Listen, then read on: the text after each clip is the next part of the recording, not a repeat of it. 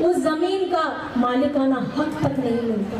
कितना बड़ा होता है एक गरीब का घर, इतना बड़ा होता है क्या गरीब का घर? छोटा सा कमरा होता है, ऊपर छत भी मजबूत नहीं होती है,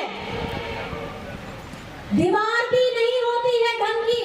बरसात आए यहाँ तो बाढ़ का भी आपका हमेशा खतरा लगा हुआ रहता है। बाढ़ आए तो कहीं ना कहीं पानी के द्वारा सांप बिच्छू करके अंदर ना घुस जाए।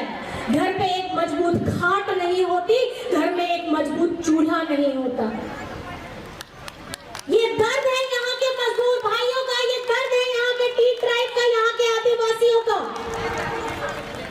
ये किसी ने समझा नहीं। अंग्रेज तो चले गए, लेकिन अंग्रेज के स्वरूप में यहाँ पे सत्ता में बैठे लोगों ने भी वही व्यवहार किया है, तो इनमें और अंग्रेजों में कोई फर्क नहीं है। आज आपके दर्द, आपके संघर्ष, आपके हक की पुकार के लिए जब जेवीपी जेएमएम के साथ में आया तो हेमंत दादा ने ये कहा कि झारखंड में भी जब झारखंड बना नहीं था, झारखंड का सपना किसी ने देखा नहीं था, तो हमारे आदरणीय विश्व गुरु शिबू सोरेन ने, एक आदिवासी बेटा ने ये सपना देखा, हमारे आदिवासी लोग मिलकर मूलवासी लोग झारखंड में रहेंगे।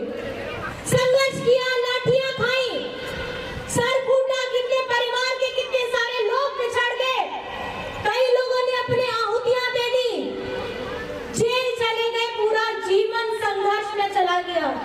हमेशा याद रखिएगा, पहली पीढ़ी जो होती है वो हमेशा ऐसा संघर्ष करती है कि जिन्हें लाठियां खाना पड़ता है, जिनको अपने जान का परवाह नहीं करना होता है, अपनी मिट्टी के लिए, अपने जंगल के लिए, अपने जमीन के लिए, अपने पानी के लिए, उन्हें वो लड़ाई करके अपनी आहुति देनी पड़ती है। तो दूसरा जो पीढ़ी होता है वो संघर्ष करके उसको और आगे बढ़ाता है, ताकि उसके सामने जो जिम्मेदारियां थी उसके बड़े लोग, वो जिम्मेदारी को आह्वान करना होता है। वैसे लोग का जीवन भी इसी तरीके से अपने परिवारों से दूर हो जाता है, वो लड़ते हैं और संघर्ष करते हैं। जो तीसरी पीढ़ी आती है उसे एक थोड़ा सा मौका मिलता है कि वो पहचान, वो लड़ाई जो 2-3 पीढ़ियों से लड़ी आ रही है, अब उस लड़ाई को आपको और आगे बढ़ा करके वो जिम्मेदारी को अपने मजबूत कंधों पे लेकर के आपको आगे बढ़ना है। तो मैं आपसे ये सवाल पूछना चाहती हूँ,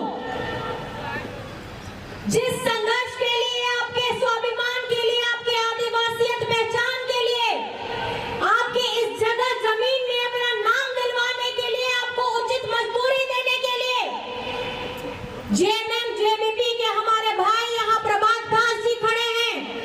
मैं आपसे अपील करना चाहती हूँ, लेकिन अपील करने से पहले मैं ये सवाल पूछना चाहती हूँ कि क्या आप हमारे साथ में हैं कि नहीं है? दोनों हाथ उठा करके बताइए, आप हमारे साथ हैं कि नहीं है? ये लड़ाई आसान नहीं होने वाली है, ये सिर्फ एक चुनावी सभा है, अभी तो आगाज हुआ है, अंजाम अभी बाकी है। हम तब तक शांत नहीं बैठेंगे जब तक हमें हमारा हक नहीं मिल जाता, हमें हमारा अधिकार नहीं मिल जाता। तो मैं आपसे फिर पूछूंगी, यहाँ पे चुनाव की तारीख, जो आपको वोट देना है, इसकी तारीख कौन सी है? कौन सी तारीख? कौन सी तारीख? और आपको कौन सा बटन दबाना है? दोनों हाथ उठा के दिखाइए, कौन सा नंबर?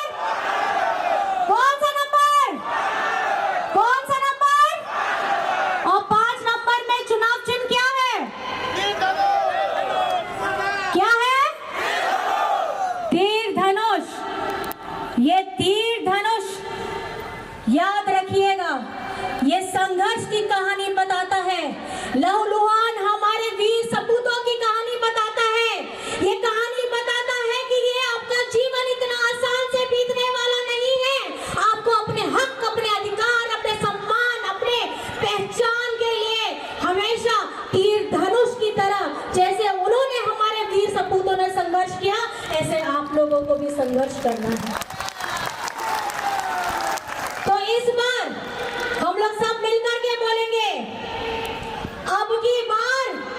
अधिकार की सरकार। क्या बोलेंगे? अब की बार, अब की बार, अब की बार। और हमारे जितने भी भाई बंधु हैं, बहुत दूर दराज से आए हैं, आप सभी का मैं अभिनंदन करती हूँ, आभार करती हूँ। अभी और भी कार्यक्रम है, आगे के कार्यक्रमों में जाना है और सफर भी लंबा है।